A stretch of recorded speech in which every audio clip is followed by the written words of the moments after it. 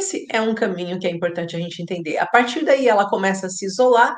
Do isolamento, ela pode gerar um ataque de pânico, porque a sobrecarga da crise de ansiedade é muito grande, ou pode derivar para uma depressão. Eu passo a me isolar, logo eu não estou conseguindo resolver, e quando eu me isolo, eu entro em processos depressivos.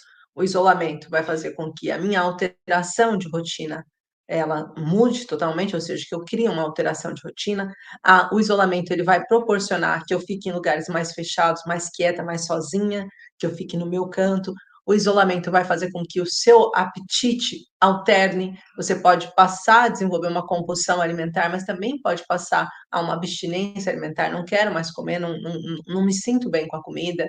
Então, de acordo com a percepção que você tem. Então, esses dois a gente tem que entender. Qualquer paciente, tendo TAG, tendo estresse pós-traumático, tendo TOC, tendo POC, tendo qualquer uma dos transtornos possíveis, ou tendo uma depressão major, uma depressão menor, independente, todos eles passaram por esse caminho. Qual é o nosso papel, então, como terapeuta ou como paciente? É compreender qual é o que aconteceu comigo que me colocou nesse lugar. A partir do momento que eu entendo, eu vou precisar dividir em 3 partes, certo? Emocionalmente, eu sei que teve uma coisa que aconteceu comigo. Eu sei que essa coisa que aconteceu, esse trauma emocional que aconteceu, fez com que eu ficasse com a depressão que eu tenho hoje.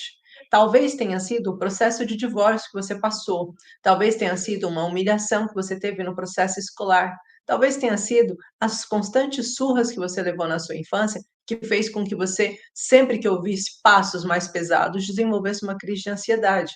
Isso por quê? Porque a âncora de imagem ficou guardada para você. Então, quando nós queremos curar um paciente, nós precisamos trabalhar em 3 esferas, e é dessas 3 esferas que eu quero falar aqui hoje. Nós precisamos trabalhar a mente do paciente e a emoção do paciente e o corpo do paciente. Então, emoção, mente e corpo. E para essas 3 esferas nós temos tratamentos diferentes. Emocionalmente, eu preciso entender como ele se sente hoje e o que aconteceu do passado que fez com que ele se sentisse assim hoje. Porque se você perguntar para uma criança o porquê que ela está chorando, porque um amiguinho se separou dela, para ela pode ser um processo de fim do mundo. Ela está sentindo, nossa, o meu único amigo, o meu melhor amigo, não quero mais ir para a escola porque o meu melhor amigo não está mais falando comigo. Mas a partir do momento em que essa criança cresce, quando ela olha para esse fato, ela desvaloriza. Mas o corpo dela não desvalorizou, porque o corpo dela guardou marcas.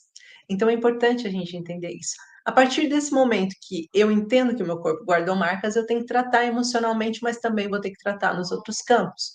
Então, para tratar o emocional, nós precisamos compreender qual é o sentimento matriz daquele paciente.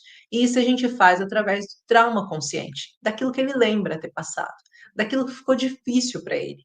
Os traumas conscientes vão fazer com que ele tenha um bom resultado já, se você conseguir ser muito bom para diagnosticar os traumas conscientes do seu paciente. Mas atenção, não dá para você abrir gavetas que você não saiba arrumar. O que eu quero dizer com isso? Existem muitos profissionais que são bons para escavarem machucados, mas deixam a ferida aberta do paciente e ele entra num processo de piora. É necessário que você saiba abrir, mas que você saiba fechar. Não adianta eu falar de uma situação que aconteceu no passado daquele paciente, em que ele não conseguiu resolver naquela altura e de repente hoje você está mexendo naquilo, mexendo no território de vespas, né? Não é assim que a gente fala. Está mexendo naquilo e aquilo só vai intensificar a dor do seu paciente. E depois, o que você está fazendo para ajudar o trauma consciente a melhorar? O que você está trazendo para esse paciente de diferente para que ele resolva o trauma consciente? Isso é muito importante a gente ter em conta, tá? Tratamos os traumas emocionais do paciente, abrimos as gavetas, temos que saber fechar, tá bom? Esse é o primeiro pilar, esse é o primeiro ponto que eu preciso tratar, o trauma consciente do meu paciente. E isso é um caminho para a cura, porque eu vou tratar o trauma consciente. Agora, onde que muitos profissionais acabam errando, Gi?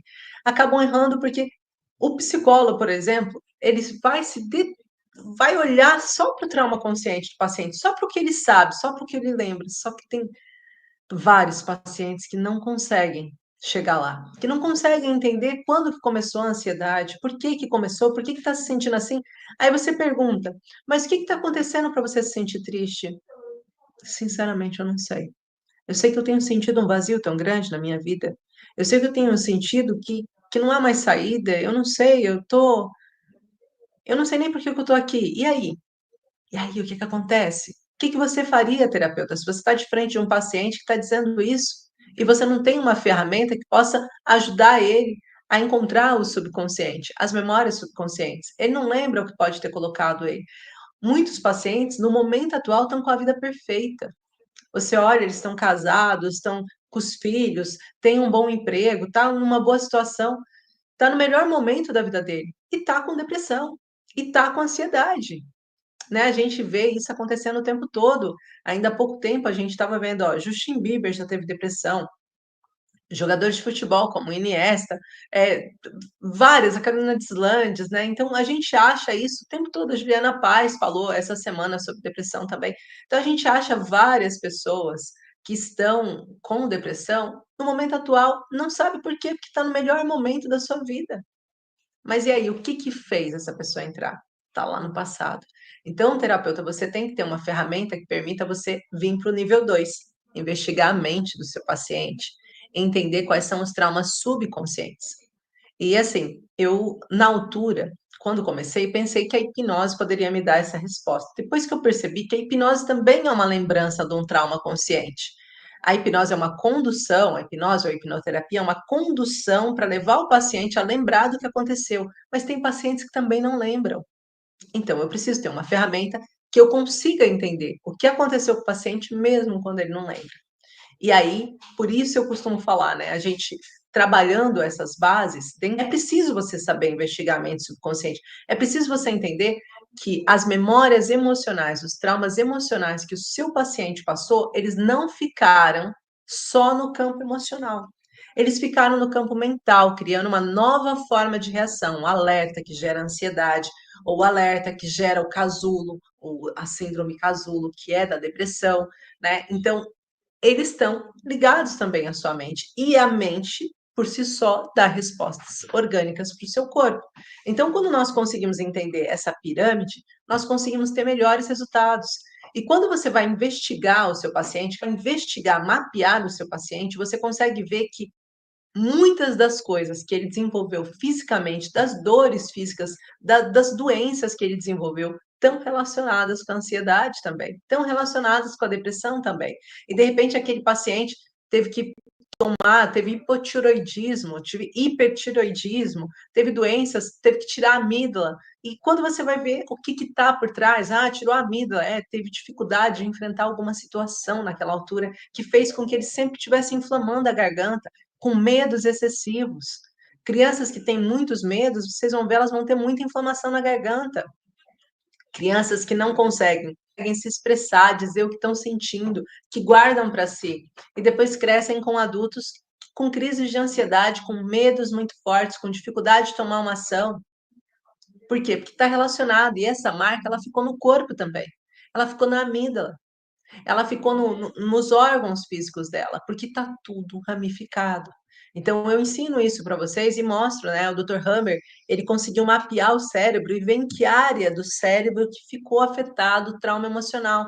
E a partir da onde ficou ramificado, imagina que ficou ramificado aqui para mim, no mesoderma novo, ele vai afetar órgãos que estejam relacionados ao mesoderma novo, a musculatura, a artérias e veias, órgãos que estão relacionados também ossos, né, o sistema ósseo. Então, tudo isso está relacionado com o fato dessa dor, desse trauma emocional ter acontecido. Por isso é importante você conseguir mapear e não só mapear. Aí a gente vai para fase 3. O corpo do seu paciente, ele sofreu. Agora ele criou memórias também, o nosso corpo ele tem memórias. O meu corpo ele tem memórias. Se começar a chover, a primeira coisa que eu vou fazer é tentar me proteger, porque está chovendo. É uma memória corporal, é uma memória física, uma reação que está no nosso sistema límbico. E no nosso sistema límbico, o cerebelo também, ele vai mandar informações mais rápidas e involuntárias para mim, como reação instintiva. A ansiedade, a crise depressiva é uma reação instintiva. O marido foi, humilhou a mulher, falou alguma coisa que ela não gostou, aí ela vai e fica mais tempo no quarto. Ela recebeu uma chamada, ou ela viu uma conta para pagar que ela não tem condições, aí ela vai e se isola. E isso acontece de uma forma instintiva, ela não vai ter consciência sobre isso. Então, eu preciso conseguir tratar isso também. Se eu preciso melhorar o meu paciente, eu tenho que colocar ele nesse nível de jogo, aonde esse paciente tenha um caminho para sair dessa ansiedade, dessa depressão. E o